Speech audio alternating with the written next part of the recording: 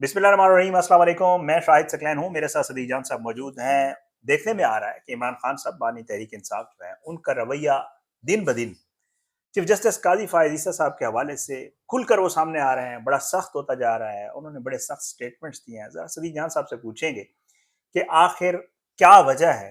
पहले उन्होंने कहा कि केसेस से अलग हो जाए, अब वो है बाकायदा तौर पर जो है वो खूब जो है वो काजी फायद ईसा साहब के हवाले से सख्त बातें कर रहे हैं। सदीक जान साहब बहुत बहुत शुक्रिया। वेलकम।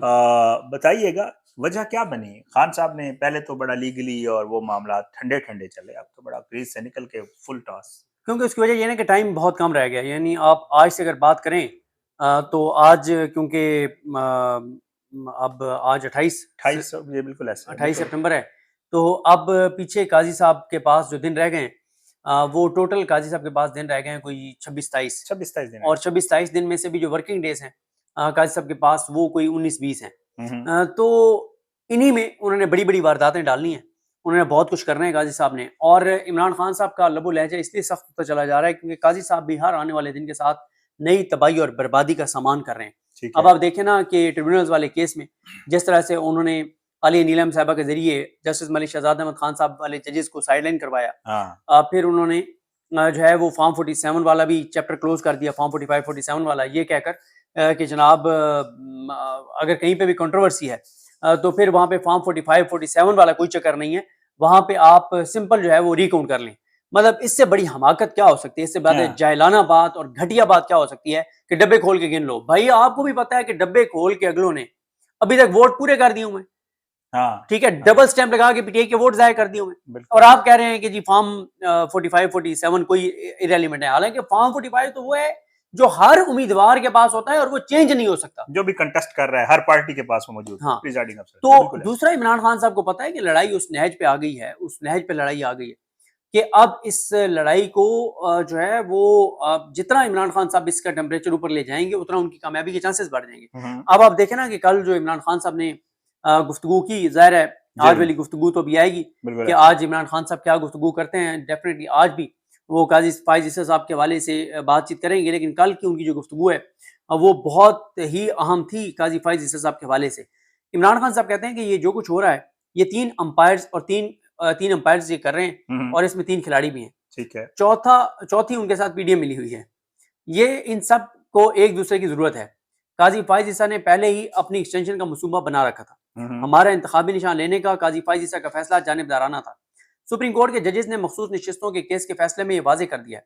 जस्टिस काजी फायज ईसा ने पहले इलेक्शन फ्रॉड को तहफ़्फ़ुज़ दिया, अब यह पीटीआई की नशिस्तें छीनना शुरू हो गया। काजी फायज ईसा तोसी के मफाद में पीटीआई को क्रश कर रहा है। नून लीग और पीपल्स पार्टी फैमिली पार्टीज हैं। इनकी पार्टी इलेक्शन को कोई नहीं, इनके पार्टी इलेक्शन को कोई नहीं पूछता। हमारे 3 पार्टी इंतखाबात कलअदम करार दिए गए। चीफ इलेक्शन कमिश्नर सिकंदर सोनाराजा को पता है कि जिस दिन इलेक्शन फ्रॉड खुला तो इस पर आर्टिकल 6 लगेगा। सिकंदर सोनाराजा और काजी फायज ईसा एक दूसरे के साथ जुड़े हुए हैं, दोनों का मफाद तोसी में है, एक्सटेंशन में। अगर काजी फायज ईसा बेकसूर था तो पिंडी के कमिश्नर के बयान के बाद उसे क्यों नहीं बुलाया। काजी फायज ईसा रावलपिंडी के कमिश्नर की अगवा पर बात नहीं करता क्योंकि काजी फायज ईसा का नाम भी उसके अंदर है। किस मुल्क में कमिश्नर को अगवा किया जाता है? चीफ जस्टिस काजी फायज ईसा ने ट्रिब्यूनल्स के बजाय इलेक्शन कमीशन के अंपायर्स का फैसला करवा दिया ताकि 2 तय असलियत हुकूमत को दी जा सके। ये बात ठीक कह रहे हैं ना कि जो मामला ट्रिब्यूनल्स में जाना चाहिए था, काजी साहब ने रिकाउंट करवा दिया। हाँ। 4 सीटें पीटीआई की चली गई। ठीक है। काजी इमरान खान कहते हैं कि काजी फायज ईसा अब 63A के पीछे पड़ गए ताकि फ्लोर क्रॉसिंग को जायज करार दिया जा सके और इन्हें तोसी मिल सके। मंडे को लग गई हाँ, 63, बिल्कुल। वो उस पर भी आते हैं। जी बिल्कुल। दुनिया के किसी चीफ जस्टिस ने ऐसा नहीं किया जो पाकिस्तान के चीफ जस्टिस कर रहे हैं। चीफ जस्टिस जैसी हरकतें कर रहा है, मुझे वो ज़हनी तौर पर तंदुरुस्त नहीं लगता। ये है वो सबसे बड़ी बात। इस पे मैं आता हूँ। 3.4 आम रह गए हैं वो बता के। जरूर। इमरान खान कहते हैं कि थर्ड एम्पायर भी तोसी चाहता है, उसे भी पीडीएम की जरूरत है। इनको पावर में रहने के लिए एक दूसरे की जरूरत है। अपने इक़्तिदार के लिए ये सुप्रीम कोर्ट कानून की बालादस्ती और जमहूरियत को तबाह कर रहे हैं। मुल्क तबाह होता है तो इन्हें कोई फर्क नहीं पड़ता। इन सब की जायदादें और पैसा बाहर है। कौम एक एक डॉलर की भीख मांग रही है। मुल्क में अखलाकियात का कत्ल हो रहा है, इदारे तबाह हो चुके हैं। इन्होंने एनओसी हमें नहीं देना, इसलिए हम एहतजाज करेंगे। एनओसी दे भी दिया तो इन्होंने हमें शहर से बाहर भेज देना है और 6 बजे का वक्त देकर सड़कें ब्लॉक कर देनी है।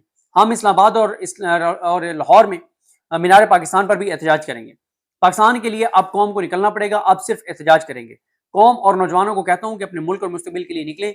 10 लाख लोग मुल्क छोड़कर जा चुके हैं। SIFC को सरमायाकारी के लिए बनाया गया था, मगर पैसा मुल्क से बाहर जा रहा है। हम्म। ये अपनी जात के लिए मुल्क को तबाह कर रहे हैं, इन्हें कोई फर्क नहीं पड़ता। ये इमरान खान साहब की गुफ्तगू थी। देखिए इमरान खान जेल में बैठ के उसके कितनी क्लैरिटी है, उसे कितनी चीजों का पता है। देखिए इमरान खान साहब ने ये बात की ना कि काजी साहब ज़हनी तवाज़ुन का दुरुस्त नहीं लगता।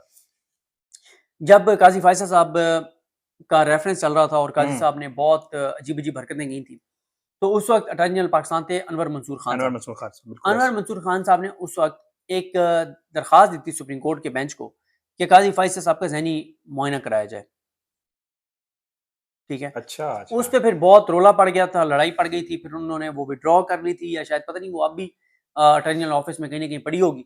उसमें उन्होंने ये कहा था कि काजी फैसल साहब का ज़हनी तवाज़ुन ठीक नहीं लगता और ये मेंटली फिट नहीं है, और ये जो है इनका ज़हनी तौर पर मसाइल है, मुआयना हाँ मसाइल, करवाया जाए, बिल्कुल ऐसे। और ये फिट नहीं है एक जज के लिए।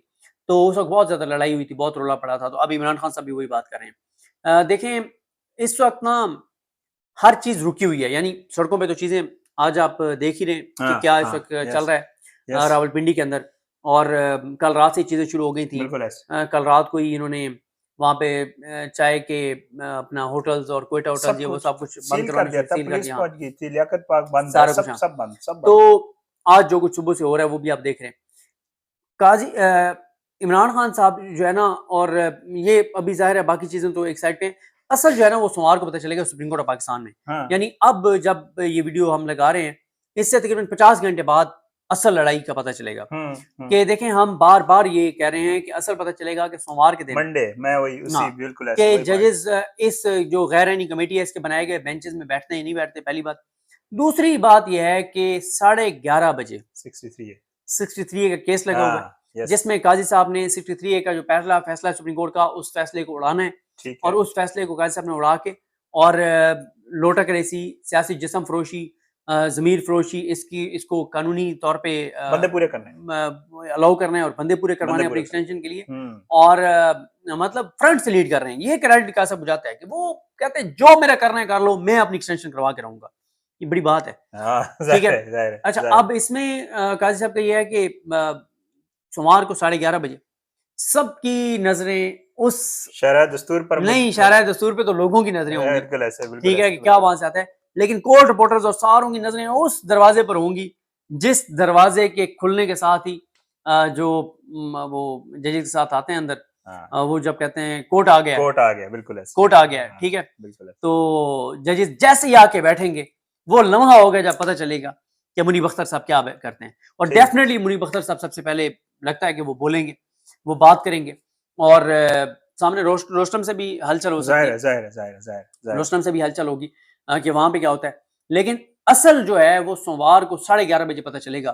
क्यों? क्योंकि काजी फाइज ईसा साहब ने बहुत घटिया, नीच और झूठे इल्जामात लगाए मुनीब अख्तर साहब मुनीब पर, अख्तर साहब। और बहुत सदाई हरकतें की हैं, हुँ, बचगाना हरकतें की हुँ, हैं। हुँ, हुँ, मतलब कि स्टेबल आदमी ये नहीं कर सकता जो उन्होंने किया मुनीब अख्तर हुँ, साहब के हवाले हुँ। से।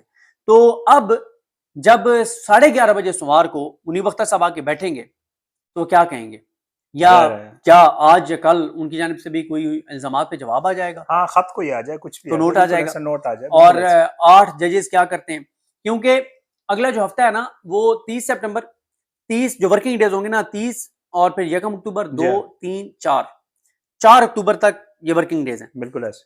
पीछे इन्हीं में कोई ना कोई और केसेस, चीजें, मामलात, ये आ सारी जाते हैं, चीजें। बिल्कुल ऐसे, बिल्कुल फिर ऐसे। एक और चीज जो बड़ी अहम है वो है कि ये काजी फाइज ईसा साहब जो हैं, वो उनके पास उनकी एक एक्सटेंशन का अगर होना है तो वो 12 अक्टूबर से पहले पहले होना है। इससे 12 से पहले हो जाएगा, बिल्कुल ऐसे, ठीक है, बिल्कुल ऐसे। 12 के बाद नहीं होना, क्योंकि 12 के बाद तो एसईओ है और चीजें और तरफ चली जाएंगी। सही, तो तहरीक इंसाफ और इमरान खान साहब के पास भी, उनके हामियों के पास भी थोड़ा-सा अब टाइम, टाइम जो है वो कोई कितने 10-12 दिन 2 ही और समझ लें, 14 दिन रह गए। वर्किंग 10-12 दिन समझ हाँ, लें। टोटल 14 वर्किंग डेज तो नहीं, क्योंकि हाँ, पार्लियामेंट तो ये हफ्तेवार को भी बुला हाँ, लेते हैं, यस, रात की यस, तारीखें हाँ, में भी बुला लेते यस, हैं, यस, यस। और रात के पिछले पैर भी बुला लेते हैं, क्योंकि जाहिर है ये भेड़ बकरियों की तरह इनके एमएनएज को इन्होंने बंद किया हुआ था डरमे में, जैसे मुर्गियों को बंद कर देते हैं।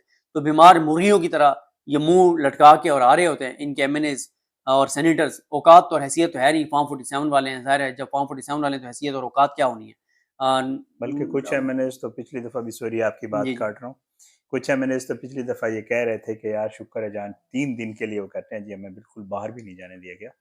और हमारे एक दोस्त एमएनए बता रहे थे वो कहते हैं कि जी पिछली दफ़ा ये हुआ कि जब उनको रोका गया तो उन्होंने कहा आपने कहीं भी नहीं जाना। तो कहते हैं कि जिस दिन ये हुआ ना कि जिन्हें तो कहते हैं यार शुक्र है थोड़ी आज़ादी मिली है शहर से बाहर। हाँ। इस्लामाबाद से बाहर वो निकल नहीं सकते थे तो उनको हलकों में जाना और वो तो पॉसिबल ही नहीं नहीं, था ना हलकों में तो उनको। खैर नून लीग वाले और एमएलए वैसे भी नहीं नहीं जाते मतलब बेचारे। अपने घर हाँ, जाना, घर हल्का तो हाँ। नहीं जाएँगे ना, नहीं, बल्कि घर नहीं जाना। और फिर ये देखें ना कि एक इनकी इत्तेहादी जमात ऐसी है नून लीग की, जिस पे इतना शक है कि उनके एमएनएज़ को तो वॉशरूम भी ये नहीं जाने देते अकेला, एमके वन ठीक है?